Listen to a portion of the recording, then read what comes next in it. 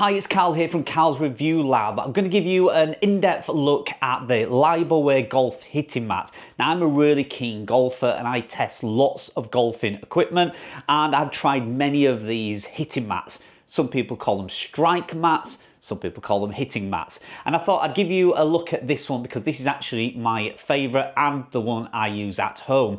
So first of all, let me tell you a little bit about it. It's a rubber-based mat, about 1 centimetre thick. It's about 12 inches wide by about 16 inches. It comes with a spare hitting mat, so once you've actually used this for a while, you can swap out the actual hitting mat itself.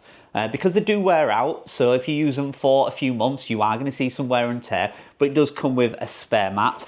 Now, this also comes with some instructions as well. Now, I'm smiling because these instructions aren't very great. Obviously, there's some information about maintenance and how to swap out the spare mat, but there's also some information on strike patterns and it's not correct. So there's a picture on here where somebody's hit the ball behind the ball and it says that they're swinging too quickly. I don't know if that's correct. I can tell you it definitely isn't. They've just struck the ball fat or heavy or behind the ball, which is the whole purpose of these mats, to train you how to strike the ball better. So these are really good for improving your strike. And at the end of the day, if you strike the ball first, then ground, it's more often than not a better shot. Now, there is some lines here to give you some directions. So the line here is which way this mat needs to be facing. So I don't know if you can see that. So you are hitting the ball this way, and then when you strike the ball, you will see that a pattern appears on the mat. Now that shows you where you have struck the ball, and then to reset it, you simply brush it flat. It's kind of like a carpet, like a fluffy woolen carpet, and when you strike the ball, you can see where your divot is and where you've struck the ball. Now, there is a few other markings on here, so these two here are for when you're chipping.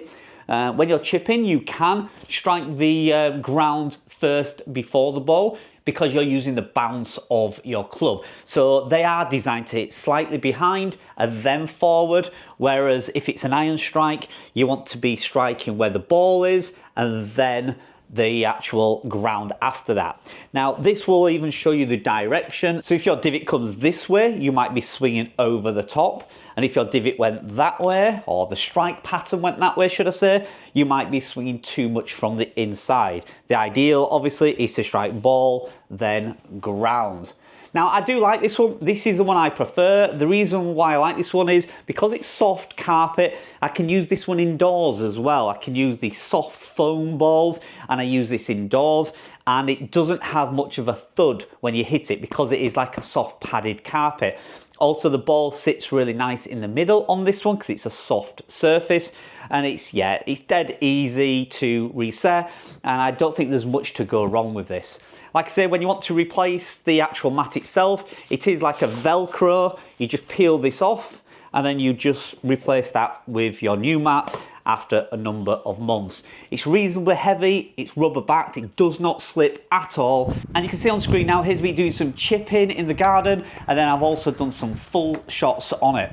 Now, the only thing that I would say is it is about 1 centimetre off the ground. Now, if you're practicing and that puts you off, some people it does, you have to grip down maybe 1 inch on your club and you're not getting your ideal perfect swing that you would normally do out on the golf course when you're hitting off grass.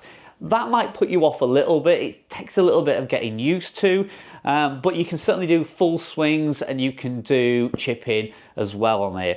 Obviously, it's no good for driving because you shouldn't be hitting the ground, but it will improve your strike pattern with your irons. So there you go. So that's the LiBOWare hitting mat. If you're thinking of buying one, this is the one I recommend. There is another one, like a sequin type one. I don't like that as much. It does work, but I don't like it as much as I do this one. So I hope that's helped you out.